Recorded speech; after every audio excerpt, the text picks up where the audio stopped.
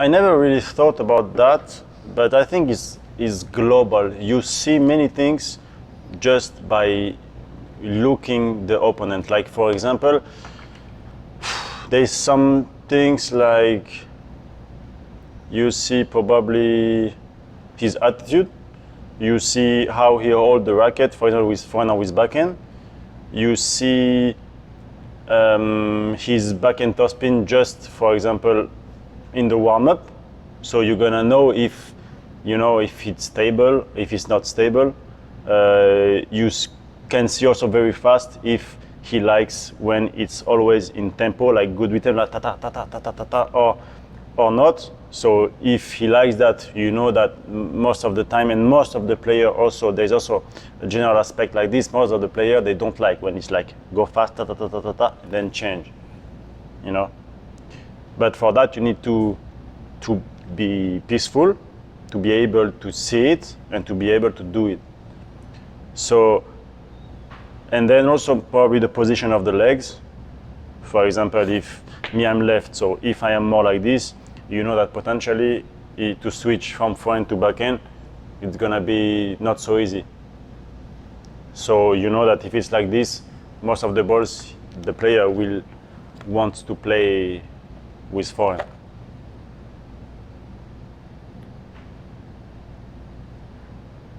I don't know if it can help, but if you have more, you can ask. Yeah. Because, yeah, sometimes I speak, but if you have something more precise coming, say also. And I think like also like where they stand when they get ready. If they stand more like to the back end and ready, probably use more forehand. If they stand in the middle, they use like more backhand. Yeah.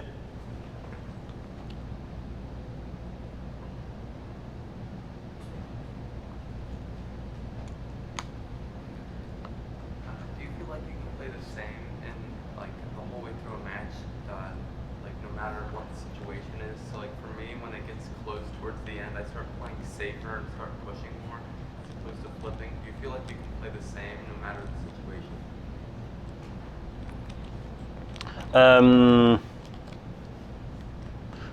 Yes, by the time, yes. Because anyway, play the same, it doesn't mean that you don't have up and down. Because play the same is to have the mindset to go forward and to don't be like affected by the score and play backward suddenly when it's 8-8. But in a game, of course, there is some moments that there is 2, 3, 4 points sometimes.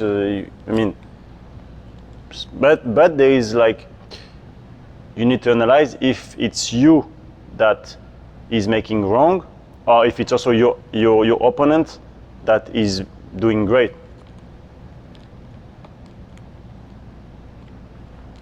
Is clear? I have a doubles tournament tomorrow. For doubles, 2 questions. One, when you're serving, what should the basic strategies be in serving? And second, when you're pushing, a lot of times in doubles you're moving in and out so fast, and you just try to push and just keep the ball on the table, keep the quality. But there's not really much of a strategy going on, pushing back and forth. So in terms of pushing, what should we be focusing on? What should be Your focus on for doubles? on pushing? Yeah, on pushing and serves.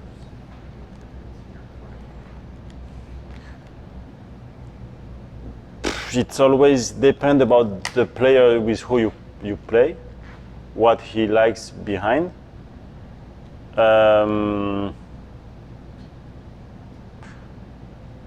Because, for example, there is some players, they in service, for example, they will feel good to make the same services than they do in singles. Me, I'm not like that because as I'm left, it's very easy to smash it to the cross, and then my opponent is very difficult for him to catch. So if I take from my example, many times I serve L spin, down spin, no spin, a little bit on the side, and I play more with how long my services are instead of how much spin I put. So about pushing,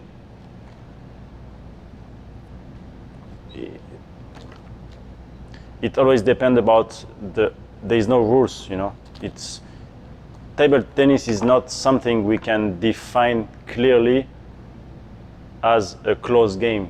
It's a game that never ends. So we cannot say we have to do this for that. It's not mathematics, you know. It's always kind of general aspect, and as we said at the beginning, with basics to respect. But if, for example, your opponent likes to block, you need to push long. If he likes to block with backhand, you need to push long in a way that the ball comes back to his backhand, at least 90% of the time. That's the kind of things you can control. If he likes to spin the first, you will need to play short. That then he can potentially loop. What do you do in a match when the opponent is like on fire and you feel like he doesn't miss? Like, what are the strategies you use? Sometimes there is not really strategies about that. It's more about self-confidence. Like in French Championship, for example, I was down 2-0 against one guy that played Pro B. He won some good games. He won against Nima, Lamian and stuff, but he's not very good. But at this time, this game, he was playing so good for the first two sets. And I was 2-0 down. I was literally like, I said to my father, if it's continuing like this, I will take 4-0 and I will go back home. And suddenly, sometimes you just need to be as a sponge and to accept the storm. And if you have confidence enough, somehow the storm will go away, you know. So it's just like to change few things tactically. Doesn't mean to change crazy things, but mostly is to don't get tense because the opponent is playing very good. Is more to be, like the image I said, like a sponge, to just accept it,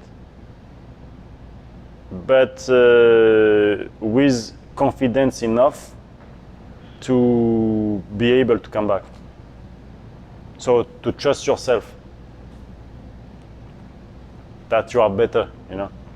It's like, it's okay, you can play good. Your opponent can play good.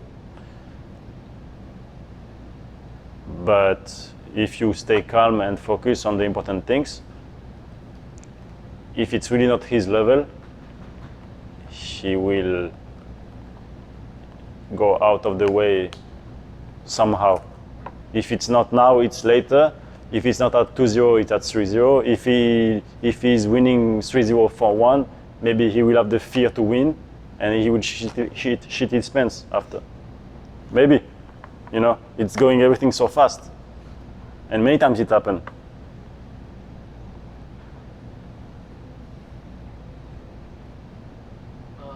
Like the day before the tournament, how much do you train and like what type of drills do you mostly do? Because if I train a lot the day before, it's not that good for me. And if I train like somewhere between like an hour to two, not more than that, I play a little bit better. Next day, more energy. That's very personal. I think just what's important is not the amount of hours you do, is more the quality you put into. If you play 20 minutes but you are very focused, it's better this than to play 1 hour without being focused. So generally what I do, for example, is just like 2 times 5 or 6 minutes of footwork, and then after I just work small games. Then after probably 1 or 2 sets and finish. In 45 minutes it's done. So I like have trouble with like different balls and different tables, like different environment for different tournaments. And I know like with better control and like spin, I'll be like more consistent, better. But what are some other things I can do to be better at testing?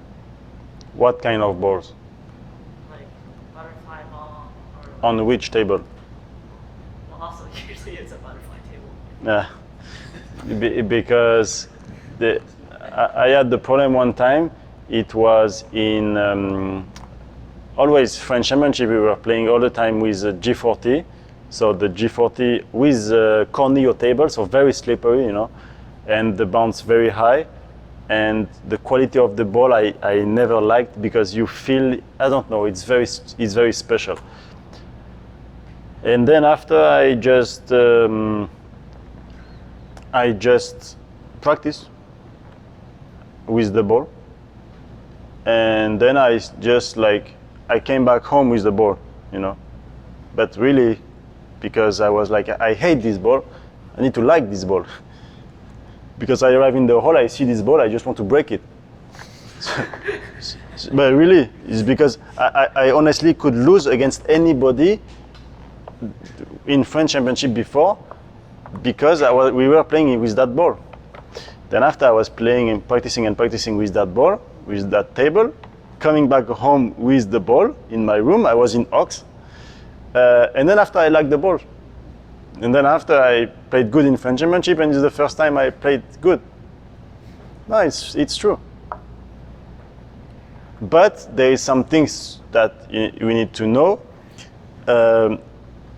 And that many times, for example, technical mistakes with a ball that come faster, like for example the G40. I don't think we play so many times with G40 now, but an example, G40 with Corneo table, the ball goes faster when it touches the table, so you have less time. An Itaku Premium with Donic table, for example, when you play, the ball stops much more. So it means that if the guy push long in your backhand or forehand, it will not have the same bounce with that ball than the butterfly.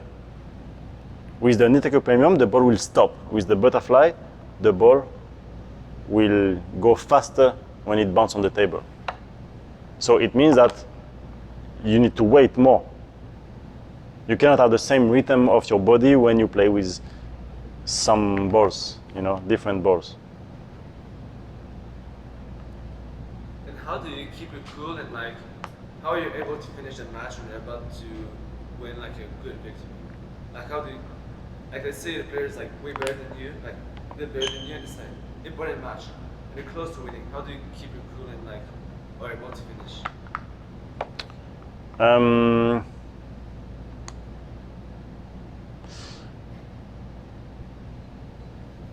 Is that you need to go for the point. You cannot wait. Like we said before, you cannot wait the opponent to make the mistake. You need to keep going to have the wish to win the other point, and not to focus on winning the point, but not on how I'm gonna win the point. Everything what you did until now to arrive at this point. Yeah, but sometimes like, let's say I want to win the point, but let's say like the third ball have a bit better ball, but like I force it too much, I throw it too much because I think like they'll put it back, so I just want to win, like, so I miss. I don't know. Because you think mentally that it's the chance. Like if you don't take that chance, you're not gonna win. So it's like you have only one chance. You don't have one chance. It would have been a good chance to take, but it's not because it's like this that you need to get stiff. And many times, like, you play good, you don't expect to receive an easy ball like that, and then you're like, everything is coming out in your brain like, it's easy ball, I have to win now, it's everything coming, and then for sure you miss. Because you get stiff and it's finished. The balls that are low, I feel like I just let the ball come down. It's easy to win. The ball's high, easy to win. But the balls that are around the net high is like a chain where should you loop or should you flat it? That period, especially when I have to switch from my range from my forehand to back or back to forehand, because my technique changes so much, it confuses me a lot. So I always have difficulty dealing with those balls. Sometimes I rush the shot so the ball I can catch early, or I just wait for it to drop. But ideally, I want to hit the ball on top of the bounce. But when the top of the bounce is around the height of the net, it's very tricky. How so the bounce of the ball is in the high of the net? So, for example, I can punch it with my back, right? Yes. But I can also loop it. Yes. So is that the change in things? If I try to loop it sometimes, and if I can predict it's gonna come back and I think if I'm ready for my forehand, Yes. and it comes here, then I have to come here, and then I go, then I'm sometimes not at the right height and not at the right position. And it's much more like I always get tricked in my mind. I never work like that. With forehand more. With forehand more. with forehand more than with backhand, right? With forehand more than with backhand, right? Yes. Yeah, because backhand already you have the racket in front of you, so it's much easier to adapt. And with forehand you have to deal with your body as well. So, but on a low ball with forehand you will not smash it. If it's a bit here, you can eventually smash it. But on the low ball, you just need to, put back the spin somehow. The goal is to build the point actually from that ball. Can I answer his question? Yeah, do it. So one problem that you Pleasure. have is that you decide way too early, like what you're gonna do, like what the plan is, Like him. and you don't see, and then make a good judgment call at that time. Sometimes before you serve or whatever, you've already decided like here's the plan, but at that time you really have to be able to get there and actually see what is the ball I'm dealing with and make a good decision at that time. Because you have a lot of fabulous shots, they just come at like the wrong time for the wrong shot.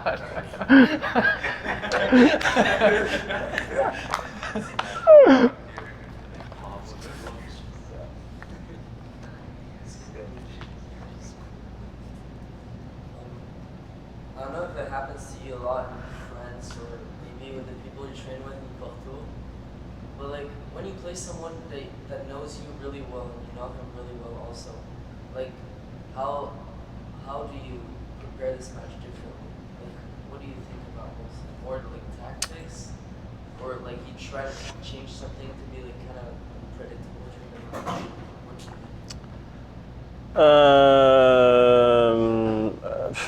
Actually, in Porto,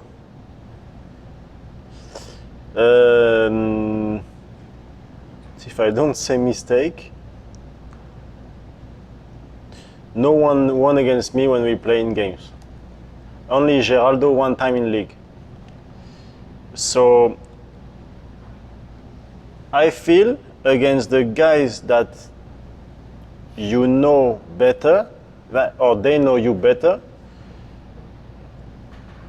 I feel it's also the creativity that will make you more like that they will not be able to anticipate you so much. So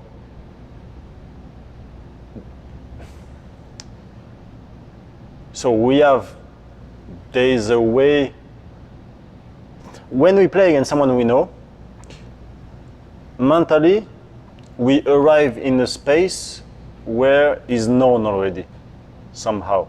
It's not like, we already have confidence in the guy in front of us, and it seems to be like practice, So it's really nothing new that is in here. So for both players, it's like this. But then it's just the one that, and actually it's probably, many times it's the lowest ranked player that has more chance to win in that kind of game. I don't know really why, but it's what happened to me many times. Geraldo was supposed to be better, I won. Apollonia was supposed to be better, I won. Freitas was supposed to be better, I won also. And so, but they're better.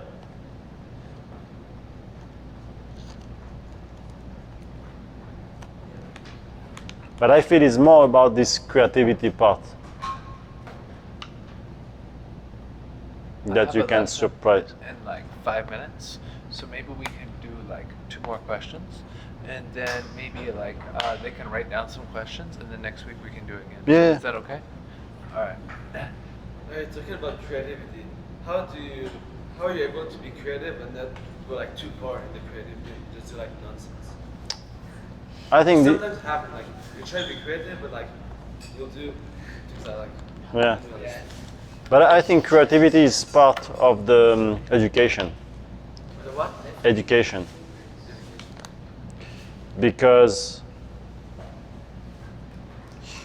you can be naturally creative, but if you're only creative without any orders, like plans, it's not efficient.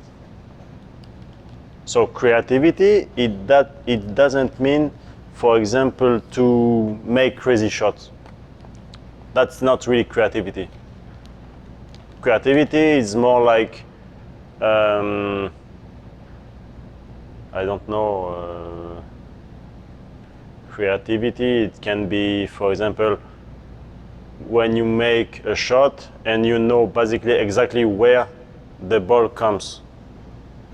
You are creative because you are building the point in the good way.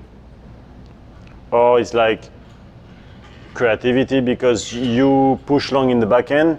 From my side, it will come most of the time in the line. You chop block. Then this you are creative, and then you can step around. But creativity is not the same. It's not only in one way. You know, it's not only about the shot itself.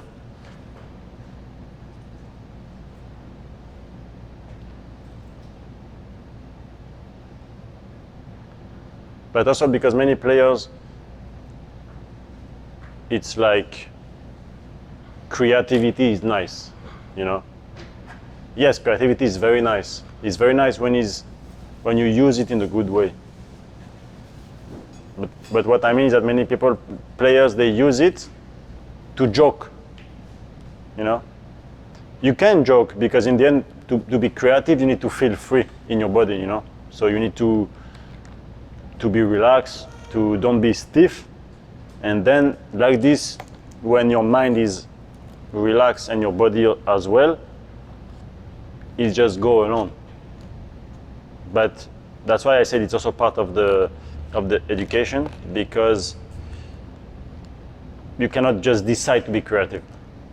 I feel you can try, and maybe more you try, better you will get at it, but it has to come with a plan, at least to get better at it.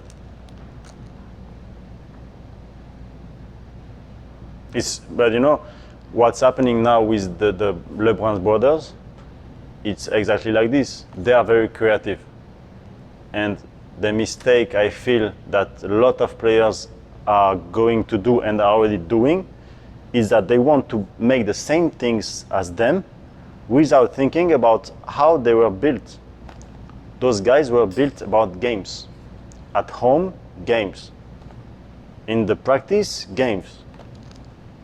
Creativity, games. Everything about games, everything about winning, everything about feeling, everything about that. And now everybody see the results, everybody wants to make the results without knowing the process to come to it. And that's a point is extremely important, because I feel already now I see so many players working on their block shop, on their services like this, just because they saw that from them and is efficient from them. And so many players will lose themselves because of that. I'm sure.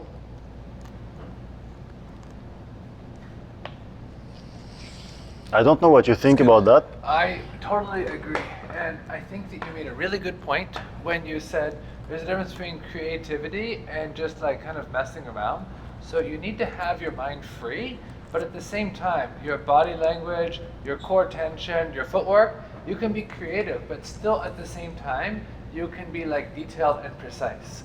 So it's not like we're getting sloppy. It's like within our balance, positioning, timing, we're being creative within the realm of still what's considered consistent. But like you said, you still have like a relaxed mind that you're willing to try different things. So it's not like we're saying like being sloppy is good. You don't want to be sloppy, but being creative is good, but within the context. And like you said, sometimes we try to like copy these types of players, and sometimes it's okay, but we have to build the context of what they've practiced over many years. It's not like we can just try it and instantly do what they're doing. Because also creativity is not only about here on the table when you are playing, you know. I was watching some days ago off against Lebrun, Alexis, and yeah, everybody say so good games, blah, blah, blah. Yeah, if you want, but it's the level is there for sure, but it's also the mental he put inside. It's absolutely crazy, because at the beginning of the game, Alexis, he take the ball and he serves quite fast. So he keep doing this against Ovtcharov. Ovtcharov, he complains 2 times. The third time, Ovtcharov complained. Alexis look at the umpire and make like this. Ovtcharov is number 5 in the world or something like this. Alexis is not there yet. And he has the creativity to say, like, I am the boss. What you doing, you know? It's me the boss. No, but honestly, if you see the video, it's like this. Yeah. And this is crazy.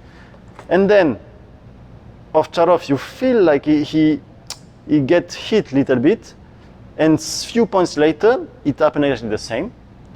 And Ovtcharov stopped to play, and then Alexis is going to serve. He makes like this. He look, he makes like this. He goes to the side of the table. Next service, he take like this. He make this. And was 6-6, maybe an 11-6, something like this. And this is a way also of creativity. It's not only about this. Creativity is when, for example, it's also like he takes the ball, he goes fast.